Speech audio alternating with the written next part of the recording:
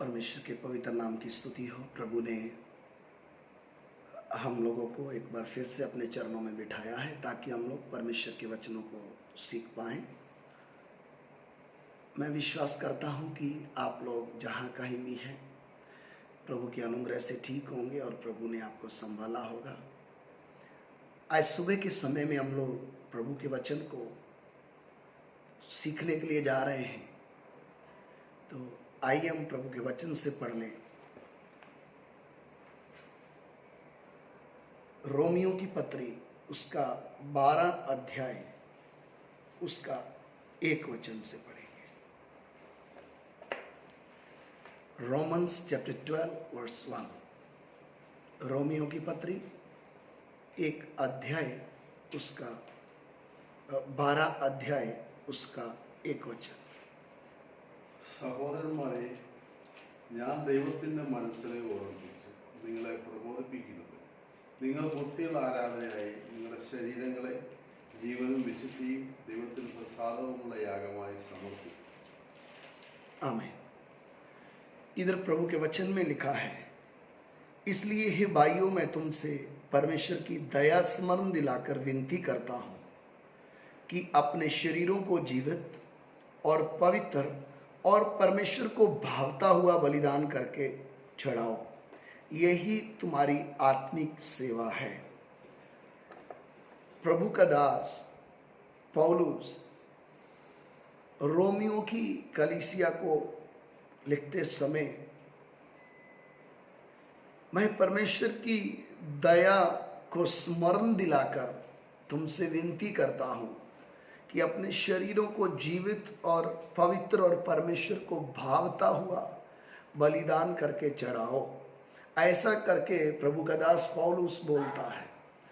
तो हम परमेश्वर के वचन को जब पढ़ते हैं, परमेश्वर को अगर हमने अपने जीवन से खुश नहीं किया या परमेश्वर हमारे जीवन से प्रसन्न नहीं हुआ, तो हमारा भक्ति करने का या परमेश्वर के पीछे चलने का क्या फायदा। मेरे जीवन से मेरा बुलाने वाला, जिसने मुझे बुलाया है, जिसने मुझे अपने पवित्र लहू से धो के शुद्ध किया है, अगर वो मेरे जीवन से खुश नहीं है, तो मेरे किए गए काम मैं कैसे परमेश्वर के सामने अपने जीवन को रखना है कि प्रभु, जो मैंने किए गए काम हैं या जो मैं कर रहा हूं, ये तेरी इच्छा है या नहीं है। क्योंकि मसीह जगत में आज कितने लोग प्रभु यीशु मसीह के ऊपर विश्वास करने के बाद उनको मसीह जीवन में वो भूल भलैये के रास्ते में पड़ गए। एक सीधा रास्ता परमेश्वर ने दिखाया, लेकिन अपनी इच्छा से निर्णय करने के कारण आज कितने मसीह लोग हैं जो आत्मिक जीवन में ठंडे होकर बैठे हैं या उनके जीवन में परमेश्वर का कार्य बंद है। नाम के लिए वो पास्टर है, विश्वासी है, एल्डर है, चर्च में जाते हैं, लेकिन जो परमेश्वर चाहता है, क्या उनके जीवन में ऐसा हो रहा है? परमेश्वर को भावता हुआ, जो परमेश्वर को चाहता है, क्या वही काम मेरे जीवन में हो रहा है? अगर नहीं है तो मुझे रुककर अपने जीवन के विषय में सोचना होगा। प्रभु, इस पृथ्वी में जिसमें मैं रह रहा हूं, ये पृथ्वी सदा रहने वाली नहीं है, और इस पृथ्वी में मैं तब तक रह रहा हूं जब तक प्रभु तू मुझे लेने ना आ जाए, या जब तक मेरे शरीर से आत्मा और प्राण निकल ना जाए। एक विश्वासी के लिए परमेश्वर ने स्पष्ट वचन दिए हैं कि जब तक वो पृथ्वी पर है, उसको अपने आत्मिक जीवन की तैयारी करनी है। यदि एक व्यक्ति अपने आत्मिक जीवन की तैयारी के बारे में ना सोचे या उसका ध्यान ना जाए, तो ये संसार एक विश्वासी को अपने पीछे खींचने में देर नहीं करेगा। आज कई लोग हैं जिन्होंने आत्मा में शुरू किया था, उनके जीवन में एक ऐसा नमूना था कि जो प्रभु को प्यार करते हुए, उसके वचनों को पालन करते हुए, उनकी इच्छा के अनुसार चलते थे। लेकिन आज के समय में उनके साथ परमेश्वर बात करना बंद कर दिया है। आज के समय में उनका जीवन औरों के लिए आशीष का कारण जो था, वो दूसरों के लिए एक ठोकर का कारण बन चुका है। उसका कारण, ये उसका विषय क्या है? परमेश्वर जो चाहता है, अगर हमारे जीवन में वो ना हो तो एक दिन हम धोखा खाएंगे, क्योंकि मनुष्य की इच्छा कुछ और है, परमेश्वर की इच्छा कुछ और है।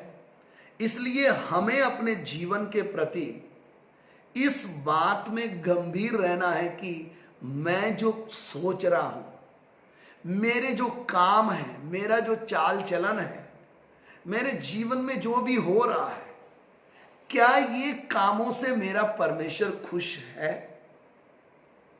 क्या वो मुझे देखकर प्रसन्न होता है?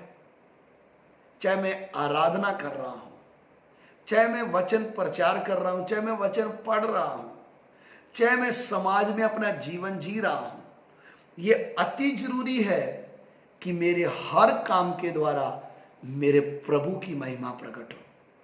मेरे हर काम के द्वारा लोग मेरे स्वर्गीय पिता की महिमा करें।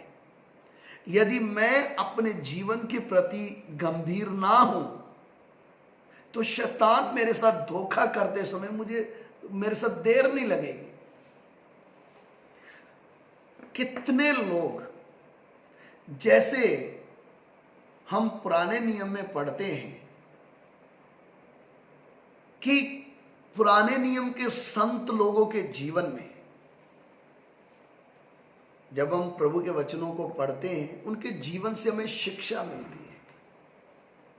कैसे परमेश्वर उनके निर्णय करने से दुखी हुआ, या कैसे परमेश्वर ने उनके निर्णय को रिजेक्ट किया कि ये मेरी इच्छा से नहीं है।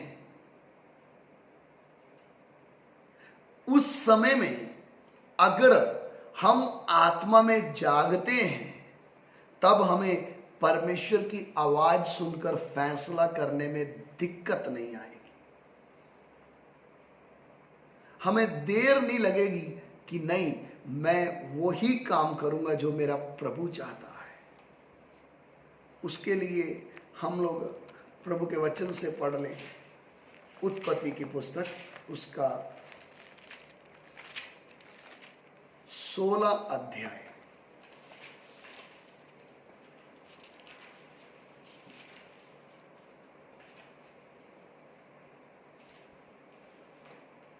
उसका 1 और 2 वचन। അബ്രഹാമിന്റെ ഭാര്യയായ സാറായി മക്കളെ പ്രസവിച്ചിരുന്നു. എന്നാൽ അവൾക്ക് ഹഗാർ എന്നു പേരുള്ള ഒരു മിശ്രമീയ ദാസി ഉണ്ടായിരുന്നു. സാറായി അബ്രഹാമിനോട്, ഞാൻ പ്രസവിക്കാതിരിക്കാൻ യഹോവയുടെ ഗർഭം അടച്ചിരിക്കുന്നുവല്ലോ,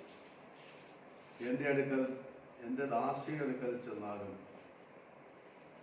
പക്ഷേ അവളാൽ എനിക്ക് മക്കൾ ലഭിക്കും എന്ന് പറഞ്ഞു. इधर प्रभु का वचन कहता, अब्राम की पत्नी सारा के कोई संतान ना थी।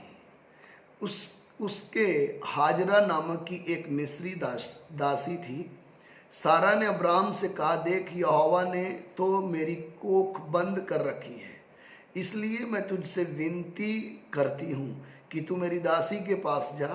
संभव है कि मेरा घर उसके द्वारा बस जाए। सारा की यह बात अब्राहम ने मान ली। अब इधर हम परमेश्वर के वचन से पढ़ते हैं अब्राहम और सारा का जीवन।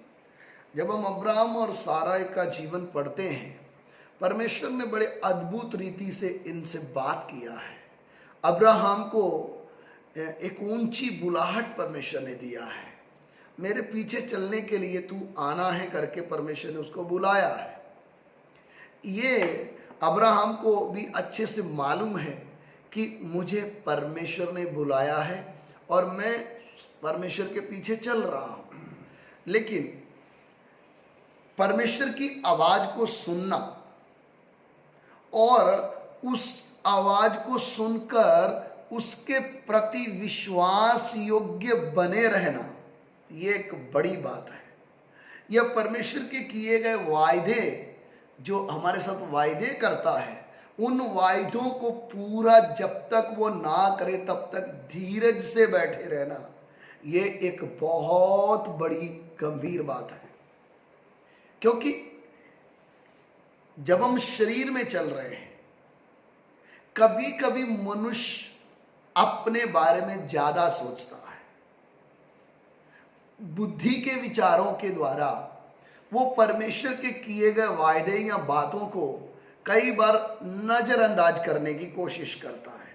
अभी इधर अब्राम की पत्नी सारा, वो खुद ही बोलती है परमेश्वर ने मेरी कोख को बंद किया है।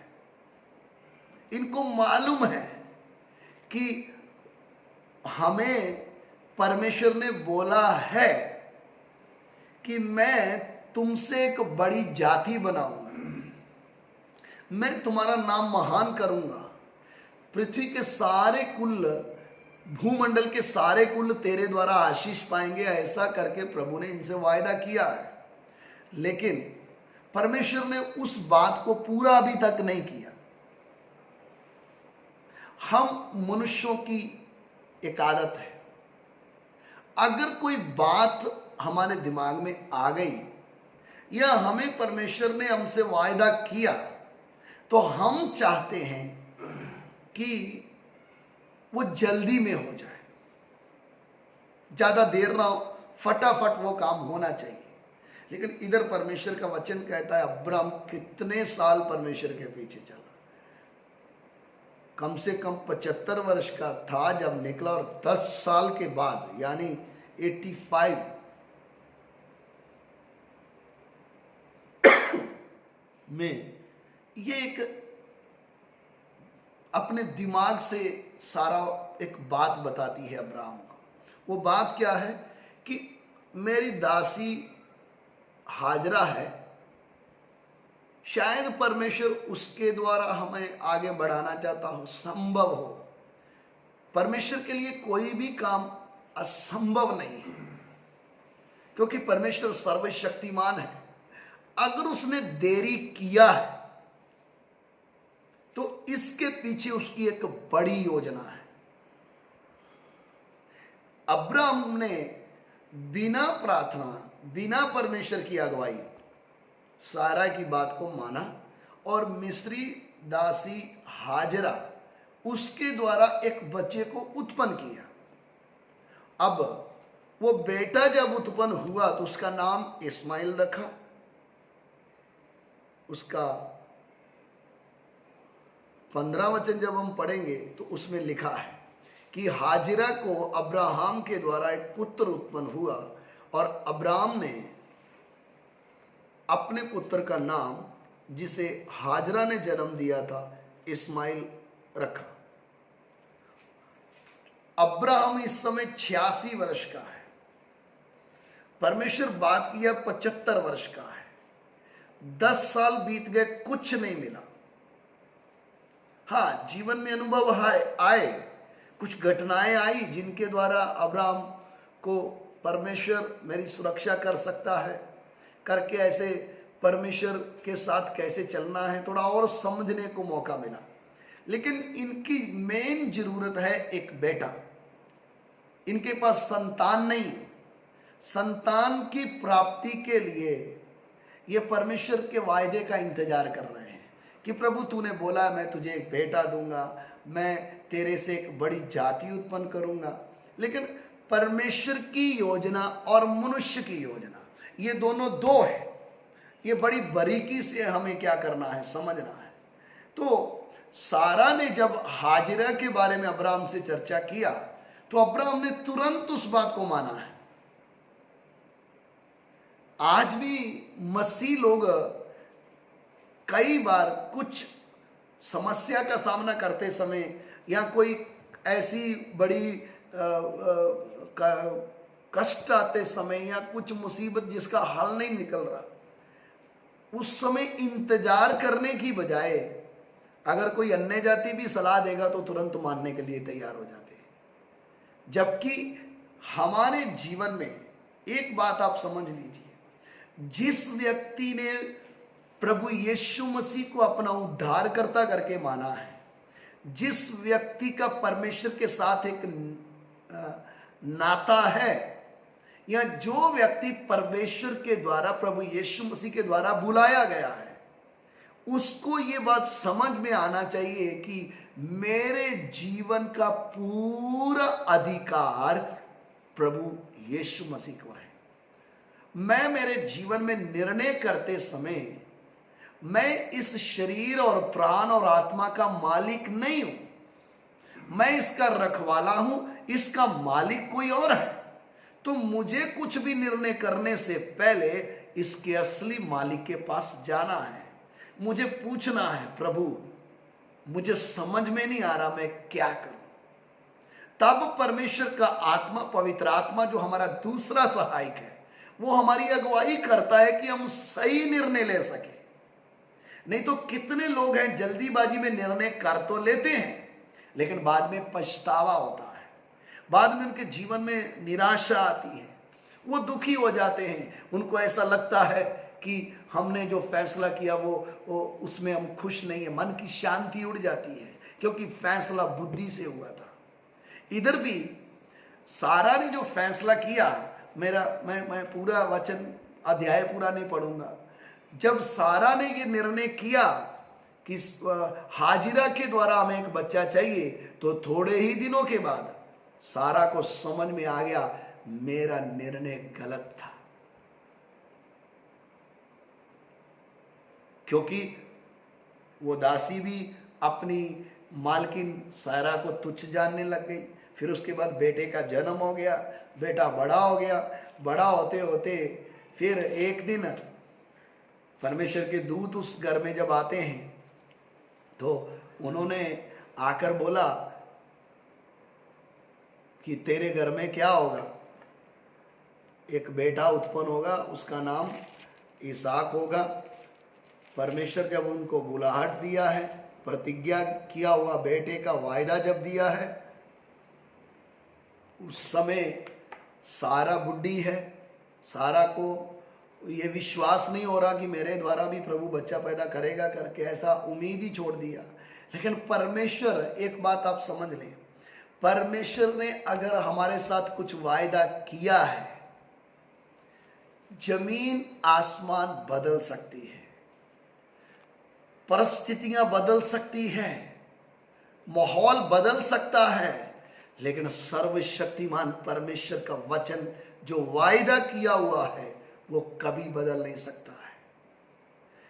इसलिए परमेश्वर सारा के पास, अब्राहम के पास आकर बोला, अगले आने वाले वर्ष में तुम्हारे घर में एक बेटा उत्पन्न होगा।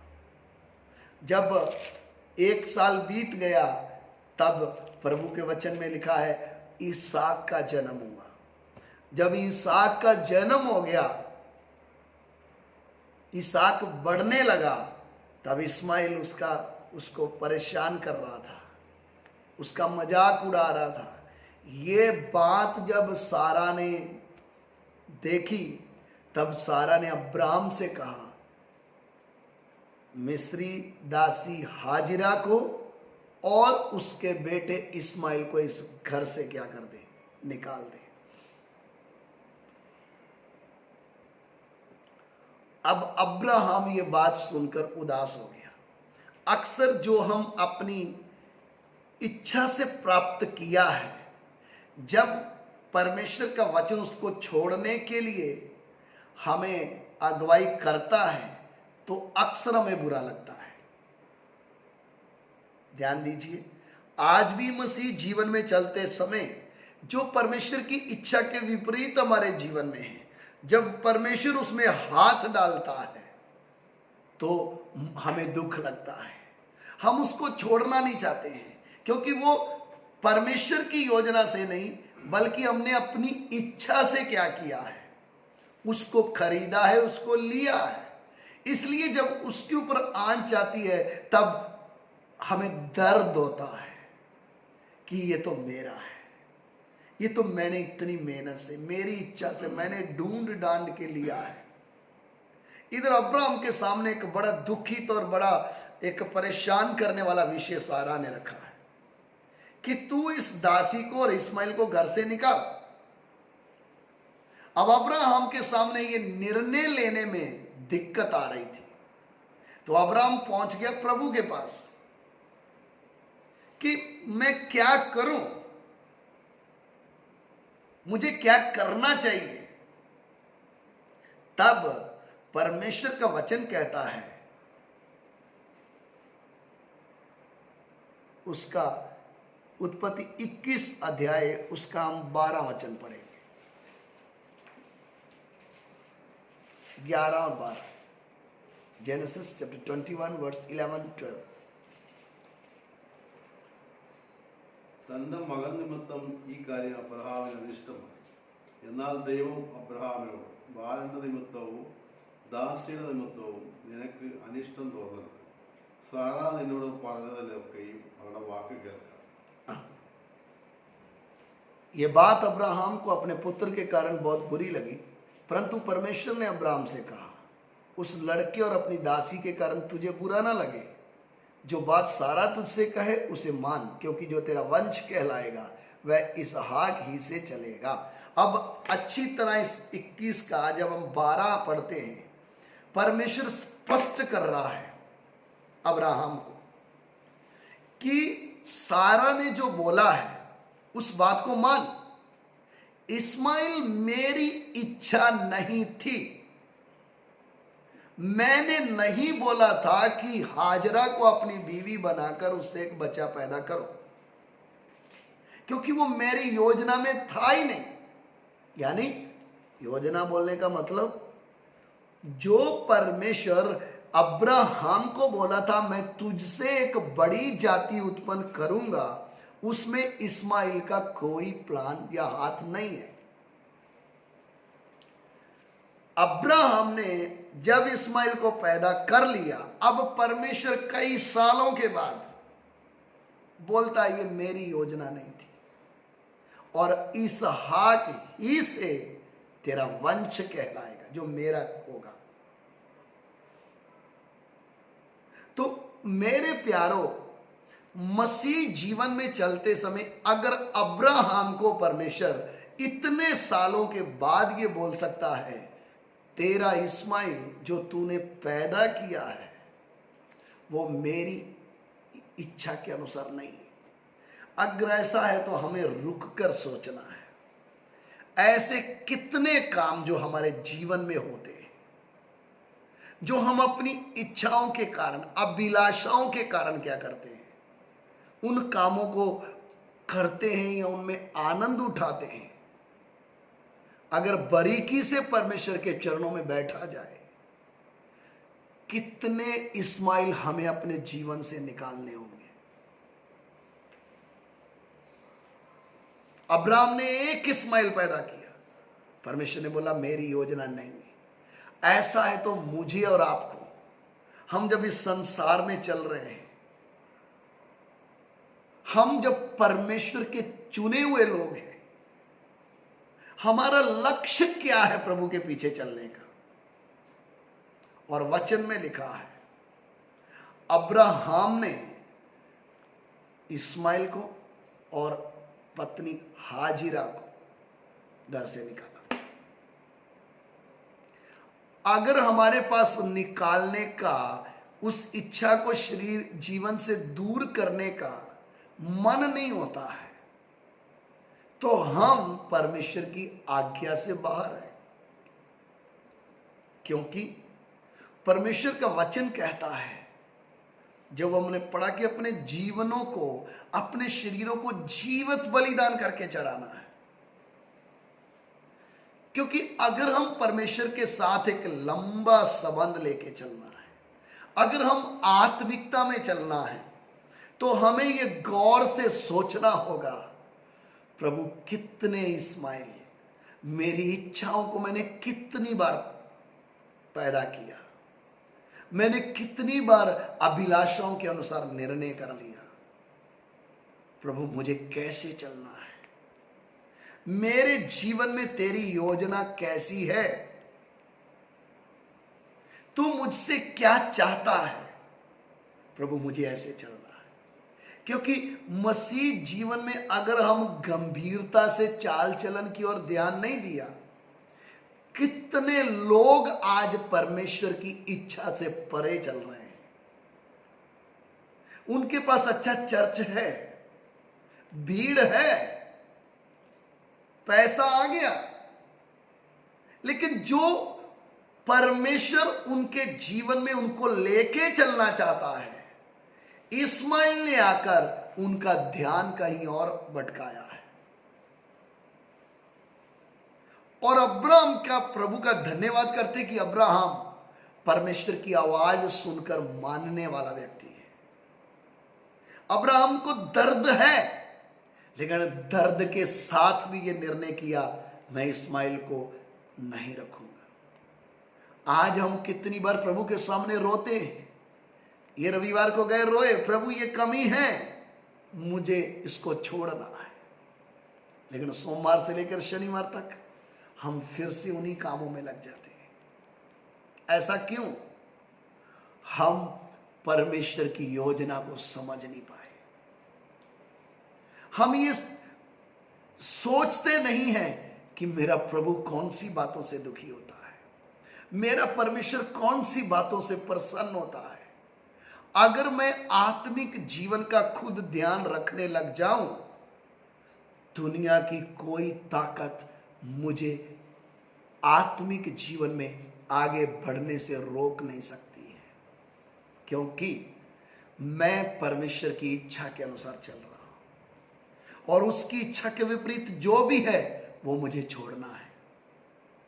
रोमियो 12:1 हमने पढ़ा है कि अपने शरीरों को परमेश्वर को भावता हुआ बलिदान करके चढ़ाना है। उसका मतलब क्या है? एक समर्पण परमेश्वर के सामने अर्पण करना है। बहुत जी लिया संसार के लिए, बहुत जी लिया अपनी इच्छाओं के लिए, अब मुझे तेरी इच्छा को अपने जीवन में पूरा करना है। उसके लिए पहला पत्रस निकालें,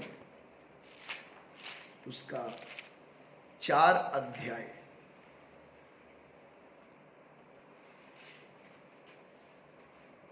उसका 2 वचन पढ़े। 1 Peter chapter 4 verse 2. ജഡത്തിൽ കഷ്ടം അനുഭവിച്ചവൻ ജഡത്തിൽ ശേഷിച്ചിരിക്കും. കാരണം ഇനി മനുഷ്യരുടെ മോഹങ്ങൾക്കല്ല, ദൈവത്തിന്റെ ഇഷ്ടത്തിനത്രേ ജീവിക്കേണ്ടതെന്ന് പാവം വിട്ടൊഴിഞ്ഞിരിക്കുന്നു.